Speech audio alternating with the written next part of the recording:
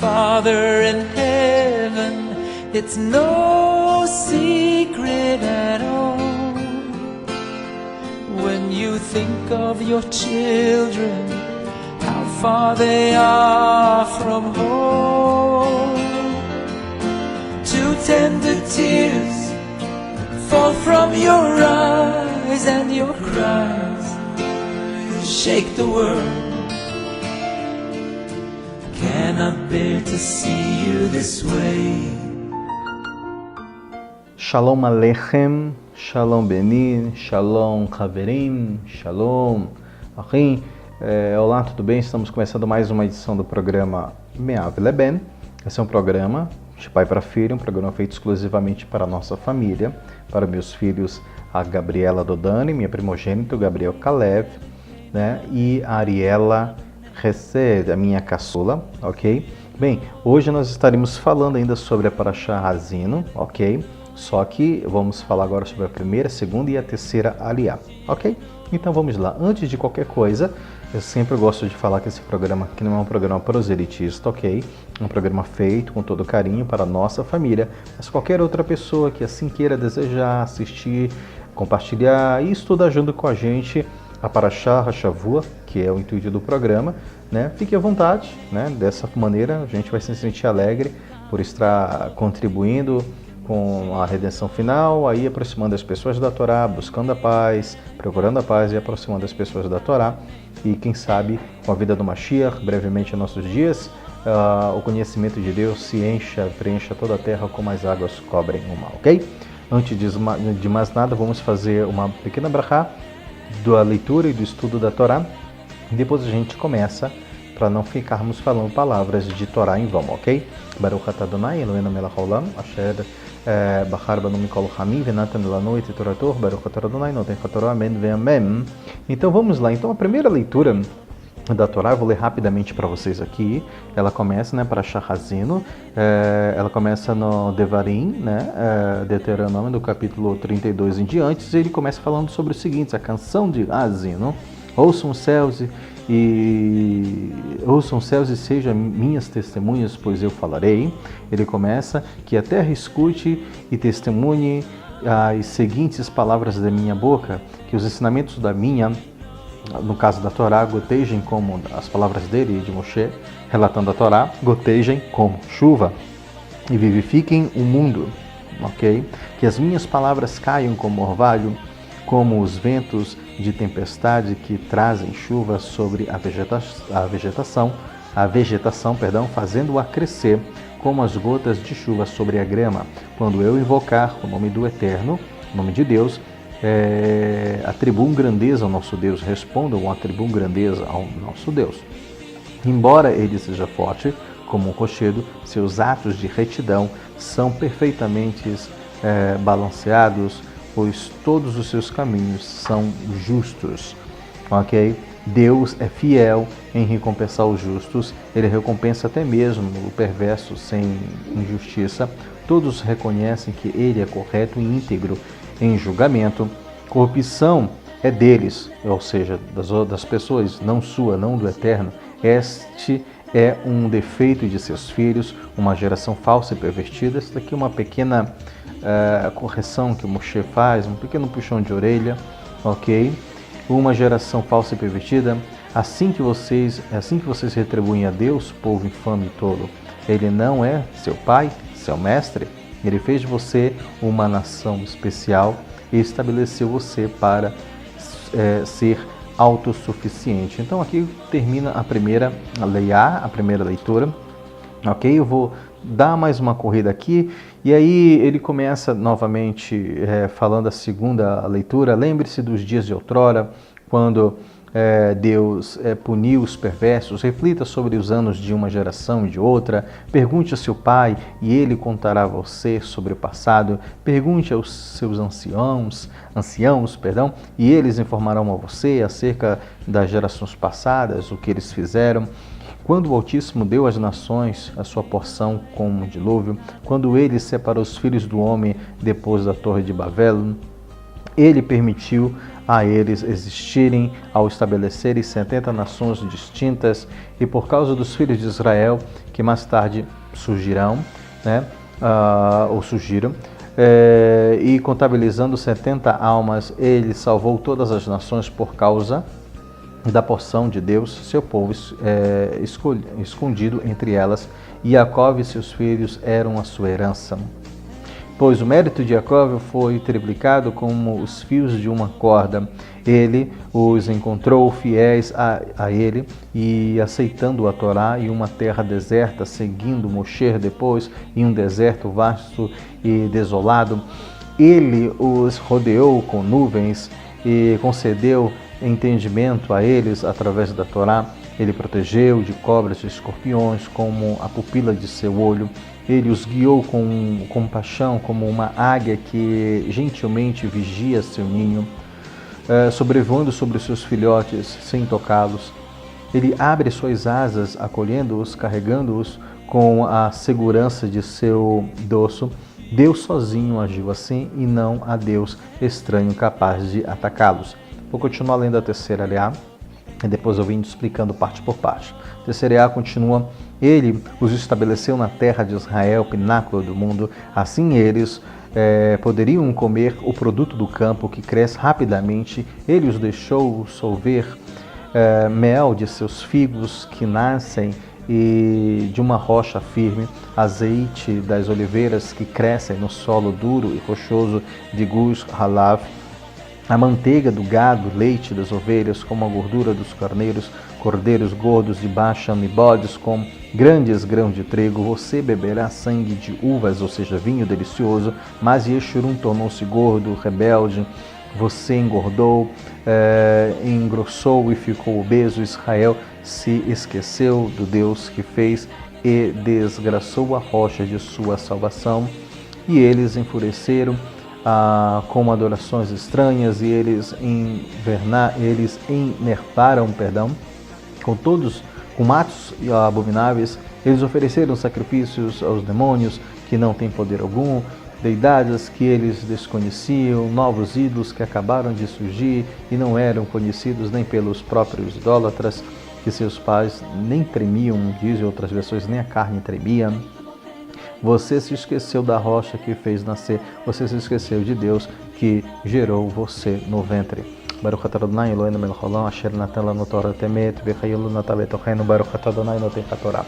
Gente, a canção de Razino é uma canção bonita, tá? Entoada por Moshe um pouco antes da sua morte. É uma canção de amor e é uma canção que revela a aliança do Eterno para com o povo de Israel, e também é uma parte de exaltação para chamar a nossa atenção daquilo que nós, como filhos, fazemos de errado, e que o Eterno sempre está de braços abertos para nos receber e para nos entregar brachot, e nos entregou a Torá para que a gente saiba como viver. E infelizmente no decorrer da nossa vida a gente acaba caindo e acaba às vezes se perdendo durante o caminho. Mas Baruch Hashem, que para isso nós temos um período de Teshuvah, nós temos a Torá, e a cada momento é o momento de retornar a Deus. Bem, a primeira leitura, ele fala um pouco sobre a chuva, né? O que é a chuva? Eu quero explicar um pouco para vocês, para que vocês entendam sobre chuva e orvalho, da mesma forma que eu falei na introdução ao significado de escutar e de ouvir, etc. A chuva, segundo Rashi, vem nos explicar no Rashi, o fluxo é igual, a chuva significa o fluxo divino, ok? O fluxo divino dos céus, concedido de cima, segundo o esforço do homem. A água evapora e volta como chuva, e isso demonstra que o nosso esforço para Deus. Então você acaba se esforçando, ok? Você se esforça, faz o seu esforço para cumprir mitzvot e seguir o Eterno e ser uma boa pessoa, e automaticamente essa chuva vem como fluxo divino para a sua vida, ok? Isso demonstra que nós devemos sim nos esforçar, ok? Para seguir o Eterno, como os nossos ensinamentos dizem, se não me engano, porque a Avot fala que nós devemos nos esforçar para buscarmos e para aprendermos a Torá, porque ela não é dada gratuitamente, ela não é passada de pai para filho, como se fosse uma herança, né? E por outro lado, a Torá também diz que ela é herança do povo de Israel, dos filhos de Jacó, mas essa herança, ela não é gratuitamente, nós devemos nos esforçar realmente para sermos boas pessoas, e isso automaticamente acaba se retornando em chuvas, que é sinal de bênção, ok? De brachá. O orvalho é igual, Deus concede fluxo incondicionalmente, sem o esforço do homem. Você vê que o orvalho ele brota normalmente, né, da face da terra, e é de graça. Então o orvalho é uma consequência natural mínima da terra, ou seja, a gente pode caracterizar isso daqui como um tipo de graça, né? Muitas vezes a gente recebe coisas do Eterno sem muitas vezes merecermos nenhum, e um desses exemplos é a nossa vida. Todo dia a gente acorda, faz o Modanim, as mulheres Modanim, e a gente agradece a Deus por Ele devolver essa vida, né?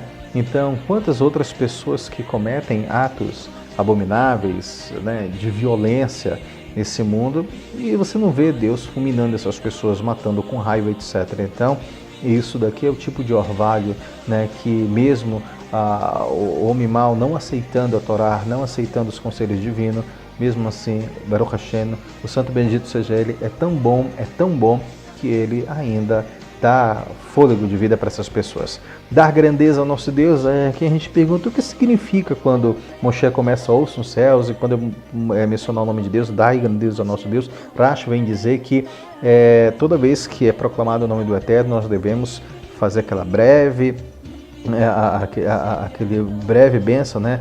Que é né? Bendito seja o nome daquele cujo glorioso reino eterno. Outras vão dizer ainda que amém, mas toda vez que o nome do Eterno é proclamado, nós devemos então sempre dar grandeza ao nome do Eterno, ok? Bem, a segunda leitura, a segunda aliá, vem nos lembrando dos dias de outrora. Isso aqui é muito interessante, é muito legal, eu gosto muito dessa parte. Rashi nos fala sobre o seguinte: o que Deus fez nas gerações passadas, as bênçãos e as maldições. Pergunte, então preste atenção no passado. Olha, o papai que está estudando história agora, recentemente, né? Eu sempre, desde criança, eu tive uma ideia comigo. Eu sempre nasci com essa ideia de quem eu sou, por que eu estou aqui, para onde eu vou, qual é o objetivo de eu estar aqui, etc. Então isso é muito importante, eu sempre fiz esses questionamentos, e agora estudando história, eu também sempre tive esse outro questionamento que é uma ideia que eu tenho fixada comigo, que é essa: para que você entenda o presente e para que você possa entender o futuro, você tem que olhar para o passado. Você tem que ver aquilo que aconteceu. Quais foram os acontecimentos, o que aconteceu no passado, por que nós estamos hoje aqui vivendo dessa maneira, ok? E a Torá, nessa parte maravilhosa de Gazino, vem falando: preste atenção no passado, né? Reflita sobre as gerações, uma outra, né? Os acontecimentos, do que aconteceu e o que vai acontecer. Pergunte ao seu pai. E aqui os pais, eles também têm a conotação dos Neviim, dos profetas, né? Os seus anciãos, que são os nossos sábios, os nossos mestres, os nossos rabinos. Então nós devemos perguntar.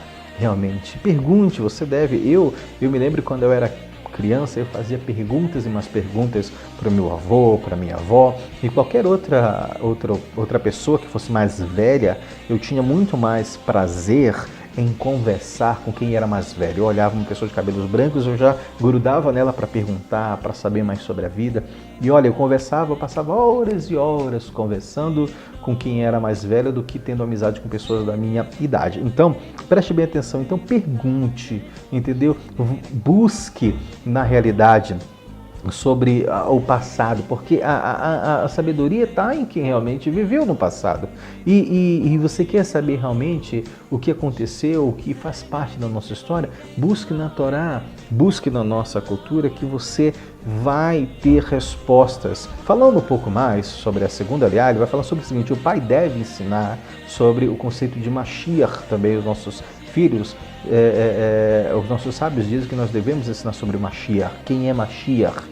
Quem é o Messias, o verdadeiro Messias judaico, entendeu? Judeu, evitando então que os seus filhos aprendam o conceito errado. Então, quando você estiver grande também, com seus filhos, vocês vão ensinar com seus filhos sobre o conceito de Mashiach, ok? Até porque eu vou falar um pouco para vocês sobre isso. O conceito de Mashiach, ungido, o Messias, ele é completamente diferente do que é esse Messias, esse Redentor, esse ungido de outras religiões, ok? No judaísmo é completamente diferente, o papai já ensinou isso para vocês, mas vale a pena ensinar novamente. Mashiach é um ser humano qualquer, como igual a qualquer outro, ok? Não é Deus, nunca pode ser Deus, esse é Avodah Zará, tá? Não é uma pessoa sobrenatural, a gente pode classificar que ele é uma pessoa que realmente foi escolhido pelo próprio Eterno, ok? Para trazer a redenção final, ok? Mas nunca é foco de adoração, ok? Chamar Israel Adonai Eloheinu, Adonai Echad, ouve Israel, Eterno nosso Deus, Eterno é um. Fora isso é idolatria, fora isso é Avodah Zará, ok? Não existe, o conceito é completamente diferente, é um ser humano qualquer, mas que vem para trazer a redenção final, ok? E existem outros e outros conceitos sobre Mashiach, mas sempre que você for pensar em um Mashiach, tem que ser dentro dos ensinamentos dos nossos pais, da nossa Torá, da nossa cultura e da nossa fé, porque é o que é. Não é essas coisas inventadas que nós temos por aí. Eu já ouvi gente dizendo que Mashiach vai vir numa nave espacial, entendeu? Com os Anunnaki, sei lá o que, etc. Então Mashiach, ele é um presente do próprio Deus, ok? E o conceito é completamente diferente desse errado que é ensinado por aí, ok? Quer aprender sobre Mashiach? Então procure dentro das fontes judaicas. E eu quero falar um pouco sobre o anacronismo. A Ariela chegou aqui. Cuidado para não derrubar, tá? Anacronismo. O papai está estudando agora sobre história e uma das coisas que a gente estava estudando era sobre anacronismo, que é um dos piores erros de história. O que é isso, papai, anacronismo? Entendeu?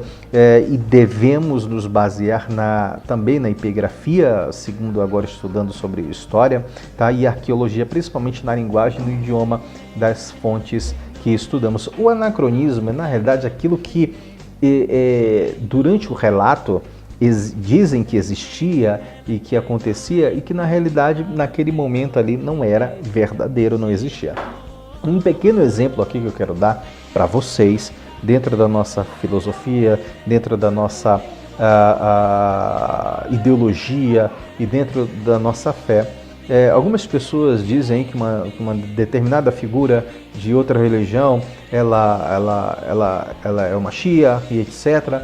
E a gente vê que isso, quem faz história, quem estuda história, vê que existem erros e mais erros gravíssimos. Por exemplo, num desses ensinamentos que vocês já sabem, vocês são grandes, vocês estudaram, papai já falou para vocês sobre isso, dizem que determinada coisa aconteceram, que anjos apareceram no campo avisando a chegada do Mashiach e etc. E dizem que essa determinada deidade aí, idólatra, nasceu no dia 25 de dezembro, e a gente sabe que em Israel, em Eretz Israel, de 25 é neve. Nenhum pastor em sã consciência vai para o campo levar suas ovelhas, porque ninguém fica no campo, é muito frio. Então, como poderia ser no dia 25 que essa deidade teria nascido? Deus o livre não permita ser Mashiach, mas como pode? Não é. Então, quer dizer, esse anacronismo, essas coisas que diziam que existia, que não existe, que não bate nunca. Então, uma coisa, a gente tem que prestar bastante atenção.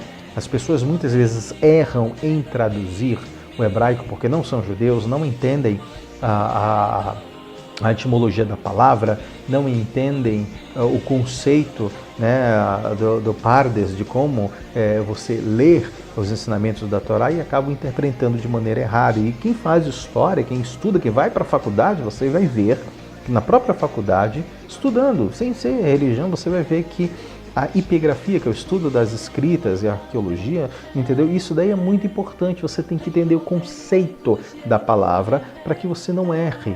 Então muitas pessoas pegam o hebraico, leem de uma forma errada, não entendem e isso acaba dando margem para criar novas crenças, novas interpretações, e aí tem um surgimento de várias e várias outras religiões e doutrinas de forma errada, ok? Tá. E aí eu quero encerrar para vocês aqui, para vocês verem aquela história que eu disse, tá? Sobre o Seder Adorot, relata que Rambam, então, certa vez, confrontou um antigo aluno no seu chamado Avner, o nome dele era Avner, que lhe perguntou, né, por que ele tinha se afastado do caminho do judaísmo, e Avner então respondeu que Rambam, uma certa vez, havia ensinado que tudo estava contido, né? Então, na Parashat Hazino, e Avner não achou ali então lógica nisso, perdeu a fé, foi embora, etc. Quando Rambam então afirmou que ele ainda mantinha a sua certeza, que realmente aquilo que eu tinha falado, Ramban, tá com N, Ramban, então ele tinha dito, realmente eu afirmei isso e é verdade, tá? Então, se é assim, Avner perguntou, tá, então se é assim, meu mestre, então eu quero que o senhor me prove se na canção de Hazino o meu nome aparece. E aí Rambam vai lá e lê. Então na terceira ele fala o seguinte, e logo que olhou, Rambam então virou-se para a parede, diz aqui o relato, né, baseado no Simchat Shabbat Parashat Hazino, 5.742, diz que Rambam, ele virou para a parede, rezou, e logo lhe ocorreu que a terceira letra de cada palavra, no versículo 26, formava então o nome de Avner. Ao ouvir isto, Avner então se arrependeu e retornou ao caminho.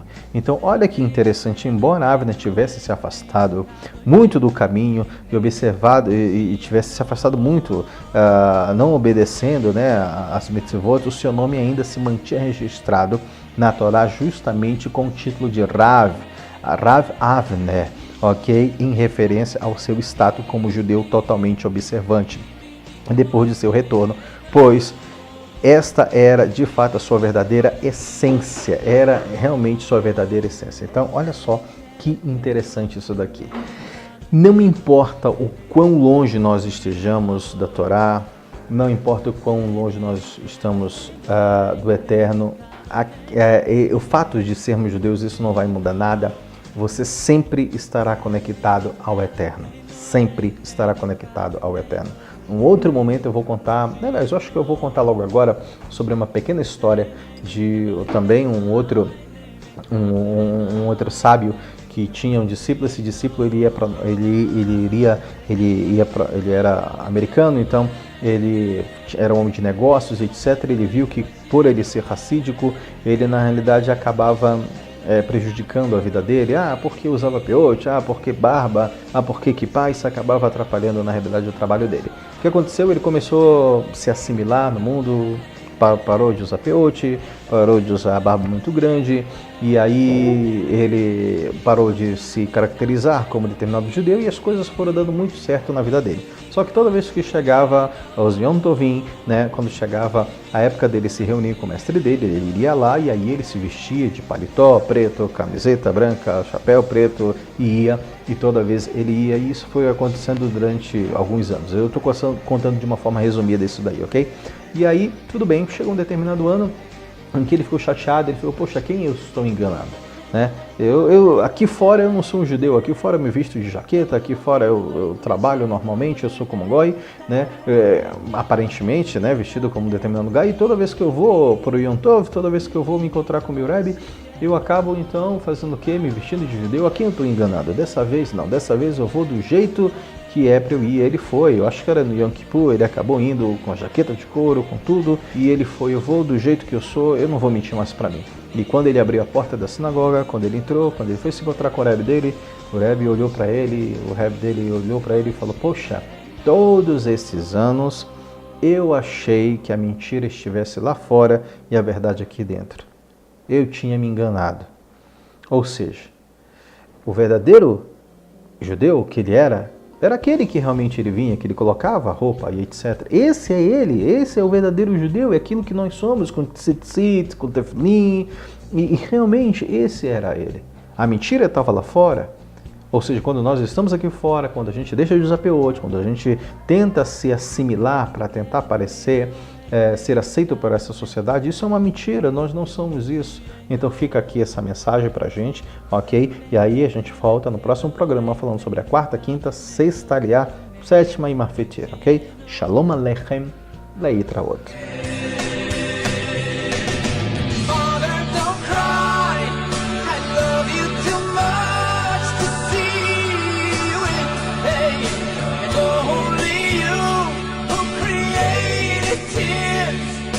White man.